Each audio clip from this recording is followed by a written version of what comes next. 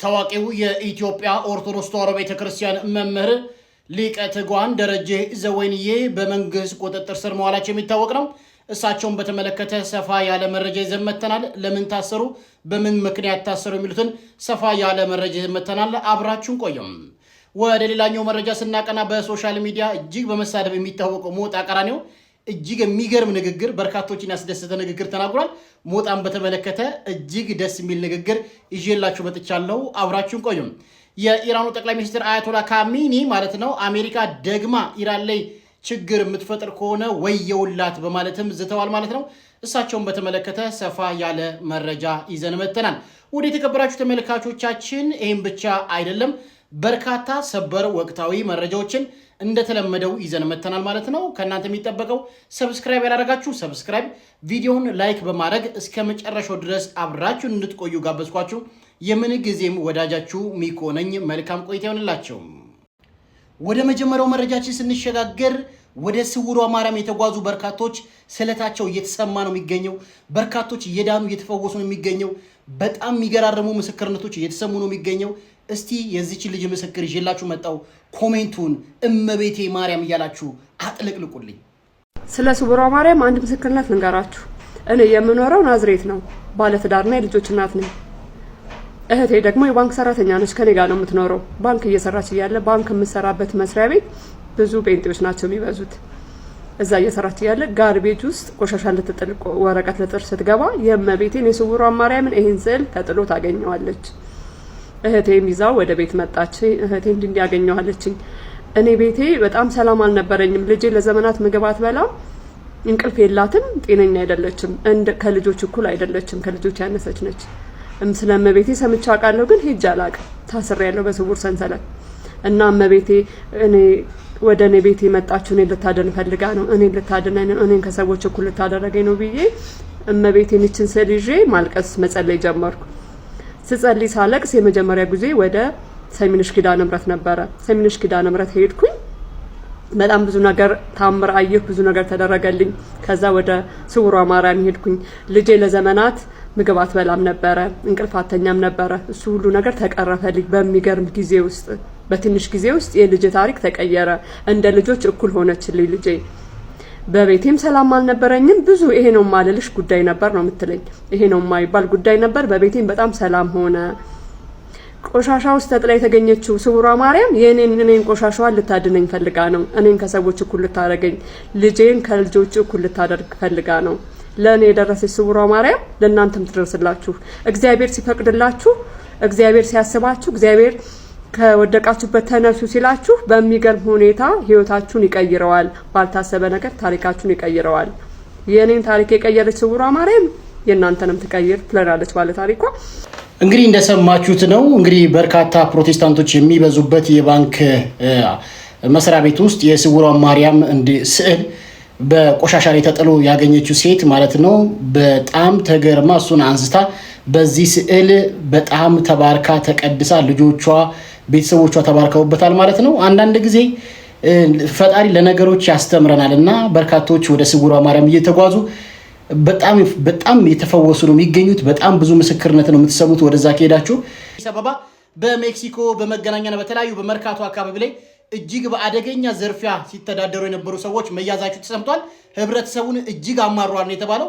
እስቲ አዳምጠን እንምጣ። ህብረተሰቡን ሲያማርሩ የነበሩ እነዚህ የምትመለከቷቸው ሌቦች መገናኛ አካባቢ እጅግ በጣም አስቸግረው እንደነበር ተሰምቷል። አሁን ላይ እንግዲህ እነዚህ ሌቦች በቁጥጥር ስር መዋላቸው ተሰምቷል። የሚገርመው እነዚህ ሌቦች ከውጭ ሀገር ማለትም ከሱዳን ድረስ አፍንዝ አደንዝዝ የሚሰራ ሌባ አስመጥተው ነበር እንግዲህ ሲዘርፉ የነበረው። ዋነኛው ተዋናዩ ሱዳናዊው እንደነበርም ተገልጿል። እነዚህ ሌቦች በየቦታው እየሄዱ ህብረተሰብን ሲያማርሩ እንደነበረም ነው እንግዲህ የተገለጸው። አሁን ላይ ከሱዳን ሀገር ካስመጡት ሌባ ጭምር 5ቱም ሌቦች መያዛቸው ተሰምቷል። እንግዲህ እነዚህ ሌቦች በሜክሲኮ በመገናኛ በተለያዩ ከተሞች ላይ እጅግ አደገኛ ህብረተሰቡን በጣም ያማረሩ ሌቦች ናቸው። እንዲሁም በጣም በሚገርም ሁኔታ ከሱዳን ድረስ አፍዝዝ አደንግዝ ይዘው በመጣት ሰውን እያፈዘዙ ስልክ ዘርፈዋል፣ ላፕቶፕ ዘርፈዋል፣ ብር ዘርፈዋል። ሰውን በጣም አማረው የነበሩ ሌቦች መያዛቸው ተሰምቷል። በተለይ ትፍታ የሚባል መራቂ ተፉባል ያስነኩሃል ትደነዛለህ። ይሄ በጣም አደገኛ የዝርፊያ ወንጀል ነውና በመገናኛና በሜክሲኮ በርካቶች ተማረው ለፖሊስ ስሞታቸውን አቀርቦ ነበር። ፖሊስም እንግዲህ እነዚህ ሌቦች በመያዝ እንግዲህ ግዴታውን ተወጥቷል ማለት ነው። በጣም በሚገርም ሁኔታ ከሱዳን ድረስ ነው እንግዲህ ኢምፖርት አድርገው ሌባ ይዘው መጥተው እንግዲህ ሰውን እያደነዝዙ ምን እንደሚያደርጉ አታውቅም። በቃ ታክሲ ውስጥ ገባለህ ያደነዝዟል ያፈዝዟል እንደ ንብረት የለ ስልክ የለ ምን የለ ከገባ በኋላ ትንሽ ኬርክ በኋላ ነው የምታውቀውና በጣም አስቸጋሪ ሌቦች ናቸው። በተለይ መገናኛ ጋር ያለው ሌባ ሜክሲኮ ጋር ያለው ሌባ መቼም ዓለም ላይ ያለም አይመስለኝም እንዴት አድርገው እንደሚዘርፉ ማለት ነውና ውድ የተከበራችሁ ተመልካቾቻችን መያዛቸው ተሰምቷል ማለት ነው። በኢትዮጵያ ኦርቶዶክስ ተዋሕዶ ቤተክርስቲያን ትልቅ አስተማሪ የነበሩት አሁንም እያስተማሩ ያሉት በተለይ ደግሞ በተመሳሳይ ጾታ ጋብቻ ላይ ትኩረት አድርገው እየሰሩ ያሉት ሊቀ ትጉሃን ደረጀ ዘወይንዬ በመንግስት ቁጥጥር ስር ላይ መዋላቸው የሚታወቅ ነው። በህግ አካላት ስር እስካሁን አልተፈቱም። በጣም የሚገርም ሁኔታ ማለት ነው። እስቲ ይህን መረጃ አዳምጠን እንመጣለን። ሊቀ ትጉሃን መምህር ደረጀ ነጋሽ ዘወይንዬ እንግዲህ እስር ቤት እንዳሉ የሚታወቅ ነው። እንደዚሁ ሜክሲኮ አካባቢ የሚገኘው የፌዴራል ወንጀል ምርመራ ቢሮ ውስጥ ይገኛሉ። በጣም በሚያሳዝን በሚያስገርም መልኩ እንግዲህ ትላንትና እንዲፈቱ ፍርድ ቤት ወስኖ ነበረ። ዋስትናም ተፈቅዶላቸው ነበረ። ትላንት ይፈታሉ ብለን ስንጠብቅ ነበር። እሱ ብቻ አይደለም፣ በጣም በሚያሳዝን መልኩ ዛሬ የዋሉበት ሁኔታ ነገሮች ትንሽ ከአቅም በላይ ሆነው በፖሊስ ሆስፒታልም ሲታከሙ ነው ያሉት ሊቀ ትጉሃን መምህር ደረጀ ነጋሽ ዘወይንዬ። እንደዚሁ የኔታ ይባቤም ደግሞ ከእስር መፈታታቸውንም ሰምተናል። ስለሳቸው እንኳን ደስ ያላችሁ ብለን መምህርን ደግሞ እንደዚሁ ያዘንበት አጋጣሚ አለ። እንግዲህ እንደሰማችሁት ነው ደረጀ ሊቀ ትጉሃን ደረጀ ዘወይንዬ በኢትዮጵያ ኦርቶዶክስ ተዋሕዶ ቤተክርስቲያን ትልቅ ሚና ከሚጫወቱ መምህራን አንደኛ ናቸው። ፊት ለፊት ነው የሚናገሩት። በተለይ በተመሳሳይ ጾታ ጋብቻ ላይ እጅግ ትኩረት አድርገው የሚሰሩ ጀግና መምህር ናቸው። እንግዲህ ምን አጥስተው እንደሆነ አልታወቀም። በመንግስት ቁጥጥር ስር ላይ መዋላቸው ተሰምቷል። የዋስ መብታቸውም ተጠብቆ ነበር፣ ግን አሁን እንደገና መታሰራቸውና በመንግስት ሆስፒታልም የታከሙ መሆናቸውም ተሰምቷል ማለት ነው። እግዚአብሔር ያስፈታቸው ነው የምንለው። እንግዲህ እንደዚህ አይነት መምህሮች ኢትዮጵያ ስላላት በጣም ደስ የሚለኝ ከምር የምላቸው በጣም ፊት ለፊት የሚናገሩ ለቤተ ክርስቲያን የቆሙ ናቸውና ምን አጥፍተው እንደታሰሩ አልታወቀም። ሰሞኑ የሞጣ ንግግር በርካቶችን እያነጋገረ ይገኛል። ሞጣ በጣም በበርካታ ሰዎች በኮሜዲ መልክ የሚያስቡት ቀለል አድርገው የሚያስቡት እንዲሁ ከአፉ የሚወጣው ነገር እንደ ክፉ ነገር የማያስቡት ሰው ነውና የዋ ሰው ነው። ባይዘዊ ግን አንዳንድ የሚያወጣቸው ንግግሮች፣ ስድቦች ምናምን ነገር ሰውን ያስቀይማል እንጂ በቃ ምንም ነገር አያውቅም። በቃ ለማሳቅ የተፈጠረ አይነት ሰው ነውና በጣም በሰሞኑ የተናገረው ንግግር ደግሞ በጣም አስገርሞኛል። ምክንያቱም የሚገርም መልስ ነው የመለሰውና እስቲ ይሄን መልስ ከሞጣ አልጠበቅኩትም። ሲያዳምጡት ታቦቱ ላይ ላለው ለአልፋና ኦሜጋ ለኢየሱስ ክርስቶስ ስም ነው የምንሰግደው። ስማ ጴንጤ፣ አንተ ከሃዲ፣ የቃል ኪዳኑ ታቦት በሰማይ ላይ ታየ ማለት ምን ማለት ነው ታዲያ? ታቦት በዚያ ላይም አለ ማለት ነው። እዚያ ላይ ሀገር ካለ እንግዲህ አለ ማለት ነው። ይሄን እኮ ነው አይደለም መጽሐፍ ቅዱስ ነው የሚለው፣ እኔ አይደለሁም። የሰማይ መጋረጆች ተቀደዱ ተከፈቱ ይላል። ተቀደዱ። የቃል ኪዳኑ ታቦት በሰማይ ላይ ታየ ማለት ምን ማለት ነው? ታቦት በዚያም ላይ አገር አለ ማለት ነው። ታቦቱ ላይ ላለው ለአልፋና ኦሜጋ ለኢየሱስ ክርስቶስ ስም ነው የምንሰግደው። ስማ ጴንጤ፣ አንተ ከሃዲ መናፍቅ፣ አዳምጥ። የራስንነት መቀጠል ትችላለህ። በቃ ኦርቶዶክስ ላይ ተፋታ፣ ሙስሊሞችን ተፋታ፣ ሙስሊምም ተፋታ፣ ኦርቶዶክስም ሁላችሁም ተፋቱ። እንግዲህ ሞጣ ቀራኒዮ ስለ ታቦት የተናገረው ንግግር በጣም አስገርሞኛል። ምክንያቱም ፕሮቴስታንቶች በብዛት በጣም ይናገራሉ። ታቦት እንጨት ነው ይላሉ። ታቦት እንጨት ነው። ታቦት ላይ የተጻፈው ግን ከስም በላይ ስም የሆነው የክርስቶስ ስም ነው።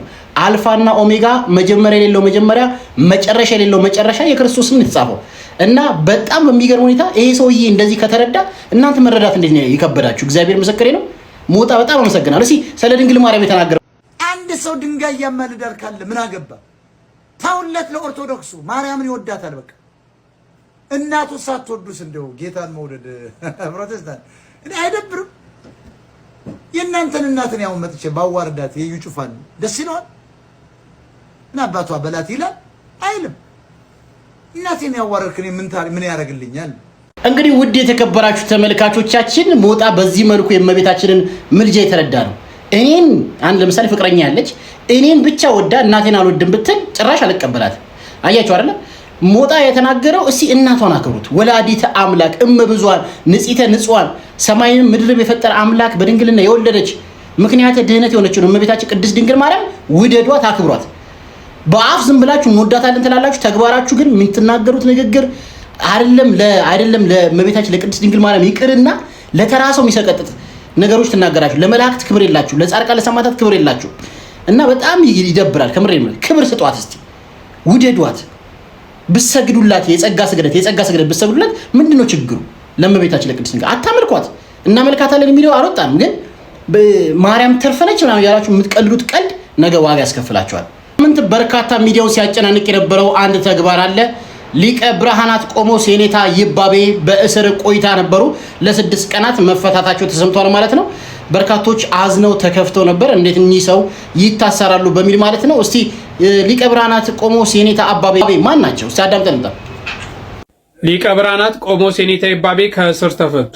በኢትዮጵያ ኦርቶዶክስ ተዋሕዶ ቤተክርስቲያን በሰሜን ጎጃም ሀገረ ስብከት ሰሜን ሜጫ ወረዳ ቤተ ክህነት ድል በትግል ቀበሌ የምትገኘው የፈለገ ብርሃን ናዳ ቅድስት ማርያምና ክብረ ደናግላል ናዳ ቅዱስ ላሊበላ አንድነት ገዳም አበምኔት የሆኑት ታላቁ ሊቀ ብርሃናት ቆሞስ አባ ይባቤ በላይ ከ6 ቀናት የእስር ቆይታ በኋላ በዛሬው ዕለት በ3000 ብር ዋስ መፈታታቸው ለማወቅ ተችሏል ሲል ተዋሕዶ ሚዲያ ማዕከል ዘግቧል። እንግዲህ ሊቀ ብርሃናት የኔታ ይባቤ ሰኔ 13 ቀን 2017 ዓ.ም ለጥያቄ ይፈልጋሉ ተብሎ በጸጥታ ኃይል መወሰዳቸው የሚታወስ ነው።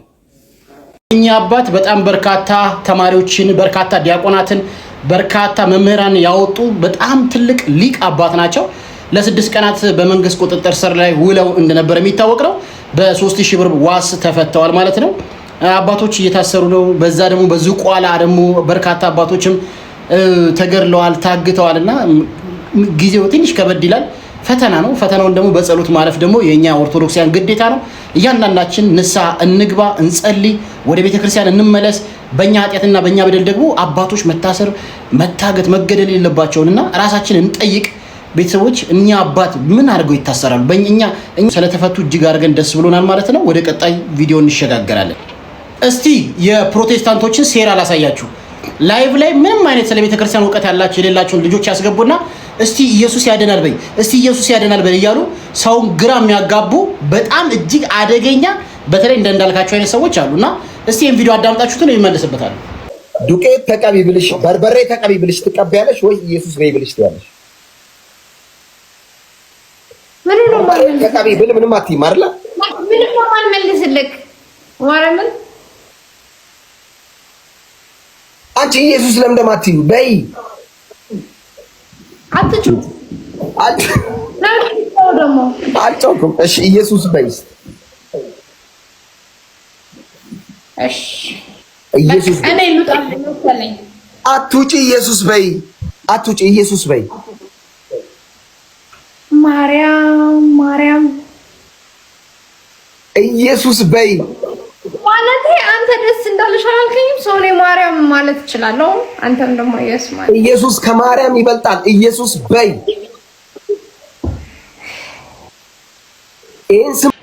ኢየሱስ በይ ብሎ ያወዛገባታል። እኛ ኢየሱስ ክርስቶስ የእናንተን ኢየሱስ ክርስቶስ ኢየሱስ ጌታ ነው ልንል አንችልም። ጻድቃን ሰማዕታትን የማያከብር ኢየሱስ ጌታ ነው ልንል አንችልም። የእናንተን ኢየሱስ እመቤቴን የማያከብር መላእክትን የማያከብር ስልክ ተደውዬ መጣሁ እያላችሁ የምትሸቅሉበት ሶፍት የምታበሩበት የእናንተ ኢየሱስ ከኢትዮጵያ ኦርቶዶክስ ተዋሕዶ ቤተክርስቲያን አይገናኝ። መጽሐፍ ቅዱስ ማቴዎስ ወንጌል ላይ ጌታ ወይ የሚለኝ ሁሉ መንግስት ሰማያት አይገባም ይላል። ሁሉም ሰው ኢየሱስ ጌታ ነው ስላለ ገነት አይገባም። ኢየሱስን መኖር ያስፈልጋል። ስለዚህ እቺ ልጅ ስለ ቤተክርስቲያን እውቀት የለትም። ኢየሱስ ጌታ ነው፣ ኢየሱስ በር ነው፣ ኢየሱስ መንገድ ነው፣ ኢየሱስ እውነተኛው መንገድ ነው፣ ኢየሱስ መንገድ ነው፣ ኢየሱስ ህይወት ነው፣ ኢየሱስ የህይወት መብል ነው። መጨረሻው መረጃ ስንሸጋገር ማለት ነው በኢራንና በእስራኤል መካከል የሚደረገው ጦርነት እንግዲህ መቋረጡ የሚታወቅ ነው። ይህን ተከትሎ ኢራናውያን አሸንፈናል፣ ድል ነስተናል እያሉ ይገኛሉ። የኢራኑ መሪ አያቶላ ካሚኒም በድጋሚ አሜሪካ ማለት ነው እኛ ላይ ጥቃት መሰነዝር ከሆነ ወየውላት ብለዋል። እስቲ ቪዲዮ አዳምጣችሁ ነው። አሜሪካ ዳግም ጥቃት ከሰነዘረች ወየሁላት ያልቅላታል ሲሉ አያቶላ ተናገሩ። የኢራን ሁለንተናዊ መሪ አያቶላ አልሐሚኒ አሜሪካ ዳግም በኢራን ላይ ጥቃት ካደረሰች የከፋ ምላሽ እንደሚሰጡም ተናግረዋል። በኳታር በሚገኘው የአሜሪካ የጦር ሰፈር ላይ የፈጸምነው ጥቃት ዋሽንግተን ዳግም ጥቃት ከሰነዘረችም ልትጠብቀው የሚገባ ምሳሌ ነው ሲሉ ተደምጧል። ለተጨማሪ አዳዲስ መረጃዎች የፕላስ ምልክቷ በመንካት ፎሎ በማድረግ ቤተሰቡ አብዮታዊ ዋና መሪ የሆኑት አያቶላ ካሚኒ ማለት ነው በአሜሪካ ላይ ሁለተኛ ዳግም ጥቃት መሰነዘር ከሆነ ወየውላት እያሉ ይገኛሉ። እንግዲህ ጦርነቱ ቀዝቅዟል። በጣም በርካታ ባላስቲክ ሚሳይሎች ወደ እስራኤልም ዘንበው እንደነበር የሚታወቅ ነው። እስራኤልም በኢራን ላይ ከባድ የሆኑ ጥቃቶችን ሰንዝራ የሚታወቅ ነው። ሶስተኛ ዓለም ጦርነት ይሸጋገራል ተብሎ ሲጠበቅ አሜሪካ ማለት ነው የቶክስ አቁም ስምምነት እንዲያደርጉና ወደ ስምምነት እንዲመጡ ተደርጎ ቆሟል ለጊዜው። እንግዲህ ቀጣይ ምን ሊሆን እንደሚችል አይታወቅም። ግን ኢራን አሁንም መፎከሯን አላቆመችም። እስራኤልም ቀጣይ ዘመቻዋ ምን እንዲሆን አልታወቀም። አሜሪካም በዛው ልክ እንግዲህ መረጋጋቱ ጦርነት መቆሙ ጥሩ ነው። ኢራኖች ግን በጣም ገርሞኛል።